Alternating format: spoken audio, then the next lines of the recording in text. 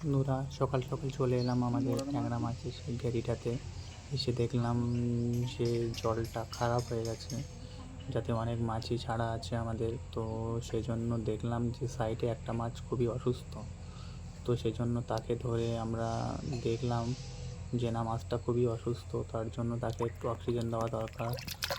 যার জন্য জলে ঘা দিচ্ছি, শুনেছি যে আমরা জলে ঘা দিলে মাছটা অক্সিজেন পায়। তো সেই জন্য চেষ্টা করছি, কিন্তু তার সত্ত্বেও হচ্ছে না, কারণ পুকুরের জলটা খারাপ হয়ে গেছে। তো যার জন্য এখন করণীয়, ডাক্তারের কাছে যেতে হবে বা পুকুরের জলটাকে পাল্টাতে হবে, ঘেরির জলটাকে পাল্টাতে হবে বা জল দিতে হবে। ঠান্ডার সময় জল কম থাকলে, পাঙাশ ট্যাংরা থাকলে এরা তো খারাপ করবেই। তো সেই জন্য এখন এদের চিকিৎসার প্রয়োজন।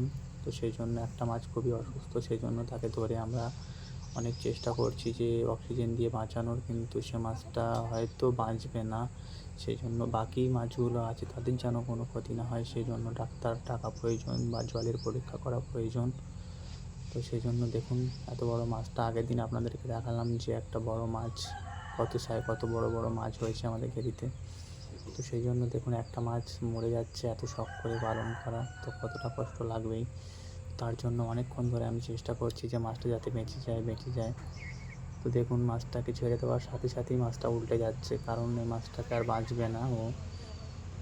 তো সেই জন্য বাকি মাছগুলোর ক্ষতি না হয়, তার জন্য এখন ডাক্তার ডাকা প্রয়োজন বা জলের পরীক্ষা নিরীক্ষা করা প্রয়োজন। তো সেই জন্য এখন করণীয় একমাত্র এটাই হবে যে জল কিছুটা নিয়ে পরীক্ষা করা ল্যাবে পাঠানো উচিত, নইলে মাছগুলো তো অসুস্থ হয়ে খারাপ হয়ে যাবে। বাকি বকরি যে অনেক মাছ আছে সেগুলো তো নষ্ট হয়ে যেতে পারে না। তার জন্য মাছটাকে খানিকক্ষণ চেষ্টা করার পরেও মাছটা বাঁচলো না, তার জন্য অবশেষে চলে গেলাম মাছ